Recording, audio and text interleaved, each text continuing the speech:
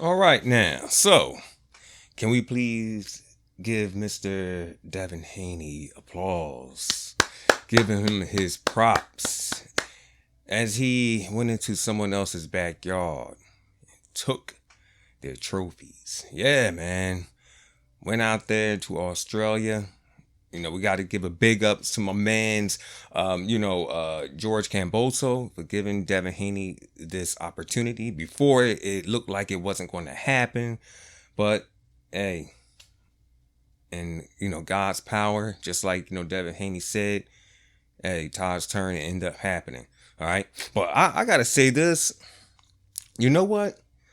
As I'm looking at the fight, I'm saying to myself, so this is why Teofimo Lopez did not want to fight Devin Haney. Okay?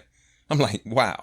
Because if you look at the Teofimo Lopez fight with George Kambosos didn't look anything like he did with Teofimo Lopez against Devin Haney.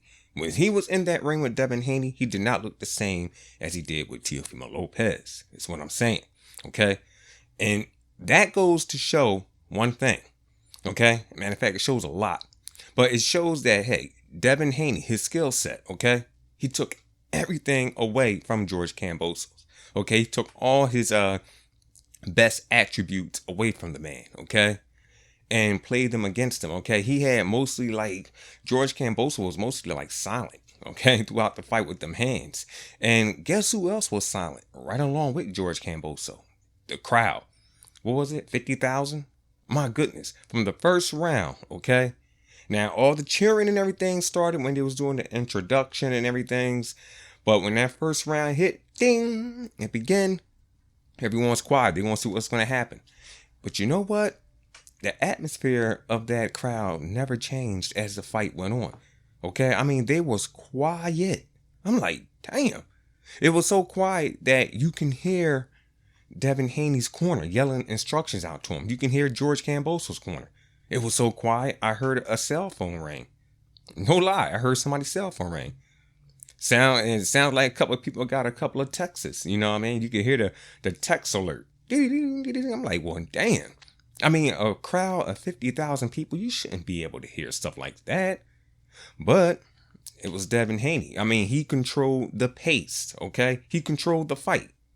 Now, with the scorecards, we got two judges at 116 to 112. Where?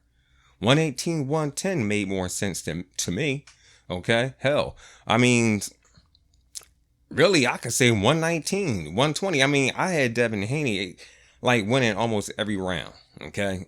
I mean, there was some rounds where, George Kambosos, he did, let off some good combinations, whatnot. But nah, it was mostly all Devin Haney throughout the entire fight. Okay, George Kambosos, I mean, if it was 112, 116, 112 for George Kambosos, for Devin Haney, okay? I mean, the whole fight was scored for Devin Haney. But for, 116, 112, maybe they gave the rounds where George Kambosos was roughing Devin Haney up or so. You know what I mean? They was like, oh, well, that's good. He's not landing any punches, but hell, we give him that round, okay? And maybe that's what they were doing. However, what I don't like at the end of the fight was Joe Tessitore. Okay?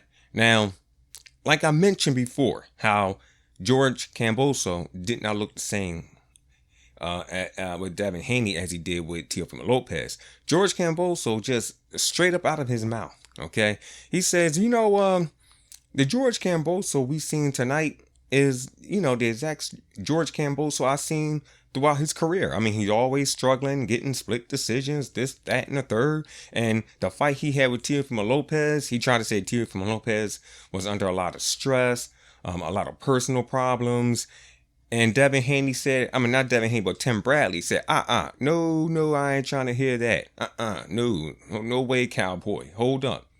Now, I'm not going to agree to any of that. I'm not going to try to take away the credit from Devin Haney for what he did tonight, which was something that Joe Tessitore was doing. Okay, he was trying to say that George Kambosos, that fight between him and Teofimo Lopez, that was a fluke fight. George Kambosos won that fight by a fluke. Okay, I mean, Teofimo Lopez wasn't to Teofimo Lopez he was before.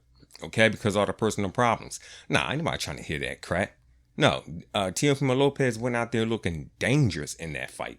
And another thing is, like I said, this is the reason why Teofimo Lopez himself did not want to face Devin Haney. Hell, he didn't want to face Devin Haney like before he started having all these problems. Man, go ahead, Mr. Testator. Testosterone, I say. Joe Testosterone. Man, so yeah, it was a pretty good fight. I mean, it had me on the edge of my seat. A lot of people say they don't want to see the rematch. I mean, that's just like what they say with Canelo Alvarez and Bivol. Okay, so yeah, this masterclass that, the young man Devin Haney put on, I guess it was the same master class that they put on, that Bivol put on against Canelo. Okay, and a lot of people saying we don't want to see that rematch with Canelo and Bivol, and we don't want to see this rematch with Kambosos and Mr. Haney. It's a waste of time. What can George Kambosos do? So anyways, that's my take on this. This is CMD Boxing Reports, and I'll catch you guys on the next one.